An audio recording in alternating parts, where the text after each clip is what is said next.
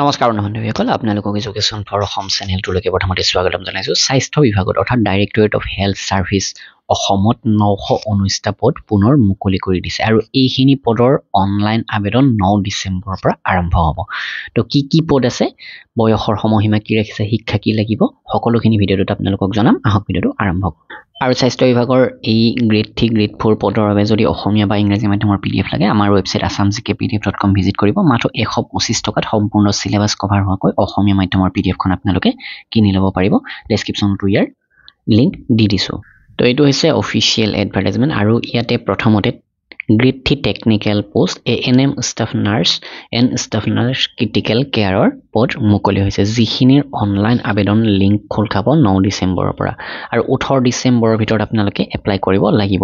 dhsassam.gov.in এই ৱেবসাইটটোত গৈ আপোনালোকে এপ্লাই কৰিব লাগিব আৰু ইয়াতে মন কৰক আপোনালোকে ইয়াৰ আগতে যিটো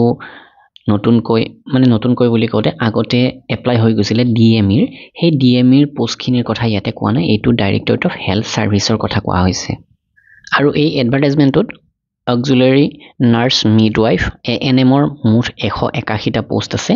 ষ্টাফ নাৰ্সৰ 446টা পোষ্ট আছে ষ্টাফ নাৰ্স ক্ৰিটিকেল কেয়াৰৰ 292টা পোষ্ট আছে আৰু এই পোষ্টখিনিৰ কোৱালিফিকেশনৰ কথা আপোনালোকে কমে পাইছে এএনএমৰ বাবে এএনএম ট্ৰেইনিং পাস কৰা হ'ব লাগিব ষ্টাফ নাৰ্সৰ ক্ষেত্ৰত জিএনএম ডিপ্লোমা বা বিএসসি নাৰ্সিং ডিগ্ৰী তেনেকুৱা ধৰণৰ কৈছে আৰু ষ্টাফ নাৰ্স ক্ৰিটিকেল কেয়াৰৰ ক্ষেত্ৰতো ইয়াতে তেনেকুৱা ধৰণৰ কোৱালিফিকেশন উল্লেখ আছে দৰমহাবিলাক একে 14000 পৰা 70000 গ্ৰেড পে এএনএমৰ 6200 ষ্টাফ নাৰ্সৰ 6800 আৰু ষ্টাফ নাৰ্স ক্ৰিটিকেল কেয়াৰৰ 6800 এলিজিবিলিটি ক্ৰাইটেৰিয়াৰ ক্ষেত্ৰত বয়সৰ সময়সীমাটো হৈছে 18 পৰা 40 বছৰ জেনাৰেল ক্যান্ডিডেটৰ বাবে আৰু ওবিসিৰ বাবে 18 পৰা 43 এসসি এসটি 18 পৰা 45 পিডব্লিউডি হলে 18 পৰা 50 বছৰ সময়সীমা ইয়াতে কোনো ধৰণৰ আবেদন মাচুল আপোনালোকে পে কৰিব নালাগে আৰু ইয়াতে সিলেকশন প্ৰক্ৰিয়া বা এক্সাম ডেটৰ বিষয়ে এতিয়ালৈকে উল্লেখ কৰা নাই ইয়াৰ সিলেকশন প্ৰক্ৰিয়া কেনেকুৱা হ'ব হেতু পিছত অফিচিয়ালি ঘোষণা কৰিব আৰু এক্সাম ডেটৰ ক্ষেত্ৰত এটা কথা আপোনালোকক জনাব বিচাৰো যেহেতু মে মাহৰ ভিতৰত পুনৰ প্ৰায় 35000 নতুন নিযুক্তি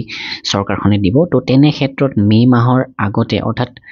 এতিয়া ডিসেম্বৰ জানুৱাৰী ফেব্ৰুৱাৰী মাৰ্চ এই তিনিটা মাহৰ ভিতৰতে সকলোবিলাক এক্সাম সম্পন্ন হৈ যাব তো আপোনালোকে এই ক্ষেত্ৰত সোনকালে যিমান পাৰি পঢ়া শুনা আগবঢ়াই লৈ গৈ থাকক তো ভিডিওটো এইখিনি লাইক কৰিব শ্বেয়াৰ কৰিব ধন্যবাদ